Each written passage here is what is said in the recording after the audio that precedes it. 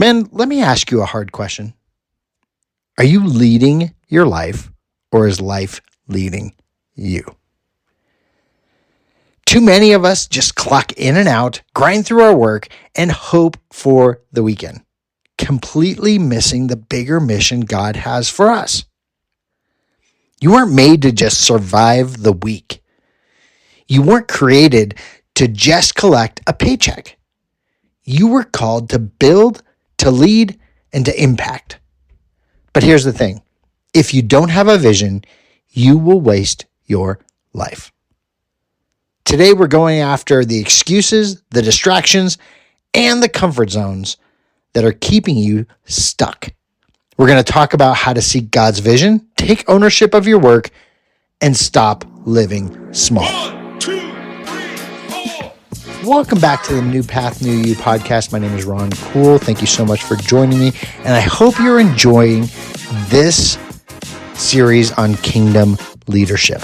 Today is going to be all about vision. We're going to knock out some excuses in your lives. And if you don't have a vision, maybe this will inspire you to create one. So this whole next part, I just want to talk about and ask you, do you even have a vision? And I found in Habakkuk, I can't say it right, so I apologize in advance. Habakkuk 2:2, it says clearly, write the vision and make it plain. Write your vision and make it plain. Some of us, we're just drifting because we've never written down the vision. And your vision isn't, let me get to 55 and retire, or 65 and retire. That's not a good plan. What if you're only 20 years old, 30 years old? Think about it like this. If you went to your boss and said, hey, I've got this amazing plan, and in 45 years, you're going to see a profit, what would happen? Yeah, you answered it. You'd probably get fired. So if you don't have a target, you're just wandering aimlessly. You're hoping for that. So if I asked you right now, what is God calling you to do? Could you answer me? If the answer is no, then you're living passively. And passive men never change the world. So let's talk about how to break that cycle for a minute. And I kind of put a lot of thought into it, and it breaks down to, I think, 3 separate things. So number 1, get before God and ask hard questions. So when was the last time you said, God, what is your vision for my work? What is your vision for my life? And if you haven't done that, why? Maybe you're afraid of what he might say. I know when he spoke to me about closing something down and starting something new, I was afraid. But I was desperate for him to intervene in my life. And I wanted to obey no matter what it was. So I did it. So number 1, get before God, ask that hard question. Number 2, write it down. Write it down on a piece of paper, not on your phone. Don't type it, write it down. There's something different when you write it down on a piece of paper. So there's no more guessing, no vision, no direction. If you don't put your calling on paper, you'll never act on it. If you don't know what you're going for, you won't hit it. And the enemy just wants to distract you just a little bit so that you don't get to your target. So write it down. And then lastly, number 3, stop ignoring what's already in front of you. God has given you skills, opportunities, and people to influence. I don't care if you're the bottom run janitor. Are you using them, or are you just coasting through your day?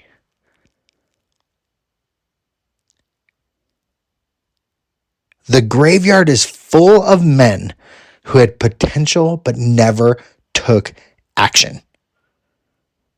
Don't be one of those. Don't be one of those. If you're not taking action, you're being passive. So now that we've talked about how to get past that cycle and break the cycle by asking God the hard questions, writing it down, stop ignoring what's in front of you. Now it's time to stop making excuses. So let's be real. Most men don't step into their calling because it's easier to settle. It was much easier for me to just settle into what I was doing than to throw my whole life upside down and start something that I've never done before. Some of you are just hiding behind your job title. It's like a prison sentence. This is just how it is, you'll say. Or, well, Ron, I have to pay bills. Now is not the right time. That's my favorite one. Now is not the right time. It's never the right time. And it's always the right time. And you're always going to have bills to pay. Over this last 5 years of not quote unquote having a company and job, God has provided. And guess what? I've always had bills. The bills didn't stop and they always got paid. I'm not telling you to go quit your job. I'm just telling you to do what God is calling you to do. Trust God and walk in the path that He's asking you to walk. This is just how it is. I have bills to pay. Now is not the right time. They're all cop-outs. God never called you to be comfortable. He called you to be courageous. There's a difference. The truth, if your job is draining your soul, change it. If your job doesn't align with your values, fix it. If you're wasting years waiting for the right time, wake up. The time is now. Because vision requires action. A man with vision moves. He doesn't talk. He moves. Noah built. David fought. Paul preached. Jesus led. What are you doing? It's time to take one bold step toward the vision God has for your work. And I'm talking about today.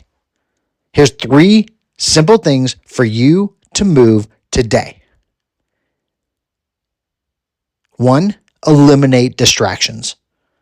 What's keeping you from focusing on God's vision? TV, social media, comfort? Cut it out. Number 2, start something. If you've been feeling a nudge to switch careers, start a business, or lead at work, act on it. Act on it. Number 3, this one's important, find accountability. Who's calling you higher? It's probably not your current friends.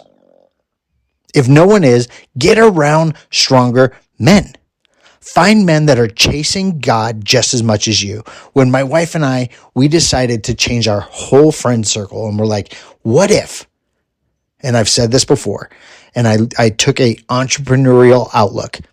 If you want to make more money, surround yourself with people that make more money than you. And if your friends make less money than you, you're around the wrong people. And I'm not saying ditch your friends. I'm just saying if you have a goal, you have to go for it. So we said, what if we surrounded ourselves with families, married couples with kids that were chasing God as much as us? What would change? And the answer is everything changed. Really easy to look back and say everything changed. I'm just telling you, take the step, find the accountability. If you don't have the accountability, head over to newpathnewYou.com, connect with me. I'll be your accountability. But stop playing small. This is your wake-up call today. Stop waiting. Stop making excuses. Stop playing small. God gave you a mission. Your family, your coworkers, your community, you need to step up today. Not tomorrow, not soon, today. What's one bold move you can make this week to align your work with God's calling? Write it down and then do it. No more drifting. Step into that vision. Step into it. Guys, I just want you to have what God wants for you, which is God's best. I want you to have an amazing relationship with God the Father. Here's a bold prayer. Lord, use me. Lord, whatever I desire, if it's not of your will, take it away from me. And you will find very quickly if what you're searching for or wanting or going after, if it's from the world or from God. And I found in my own walk, a lot of the stuff I was chasing was for me, not what God wanted me to do. I never thought I would be doing what I'm doing today, ever. So men, today is your wake-up call. Today is the day you change.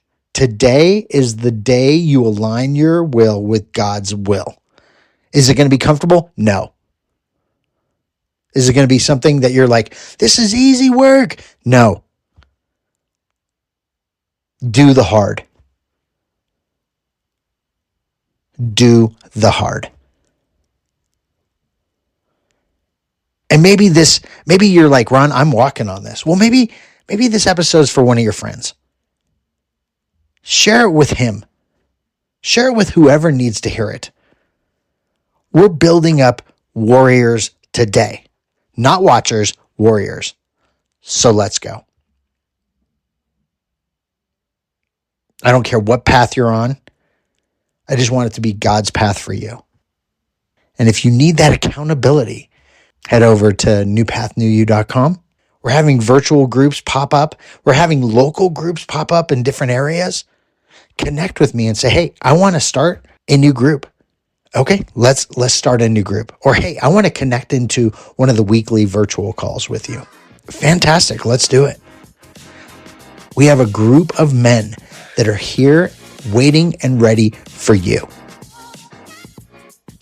so that you can get on that new path for a new you. See you next week.